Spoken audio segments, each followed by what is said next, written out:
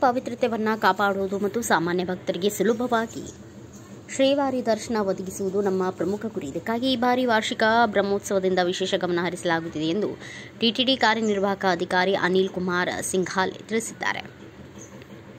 ಶುಕ್ರವಾರ ತಿರುಮಲದ ಅನ್ನಮಯ್ಯ ಭವನದಲ್ಲಿ ನಡೆದ ಮಾಧ್ಯಮಗೋಷ್ಠಿಯಲ್ಲಿ ಮಾತನಾಡಿದ ಅವರು, ಬ್ರಹ್ಮ ಮಹೋತ್ಸವದ ಸಿದ್ಧತೆಗಳ ಕುರಿತು ಎಲ್ಲಾ ಇಲಾಖೆಗಳ ಮುಖ್ಯಸ್ಥರು, ಜಿಲ್ಲಾಡಳಿತ ಮತ್ತು ಪೊಲೀಸರೊಂದಿಗೆ ಅಂತಿಮ ಹಂತದ ಪರಿಶೀಲನಾ ಸಭೆ ನಡೆಸಲಾಗಿದೆ ಎಂದು ಹೇಳಿದರು. ಈ ಸಭೆಯಲ್ಲಿ ಟಿಟಿಡಿ ಹೆಚ್ಚುವರಿ ಇಒ ಸಿಎಚ್ ವೆಂಕಯ್ಯ ಚೌಧರಿ ಸಹಭಾಗಿಯಾಗಿದ್ದರು.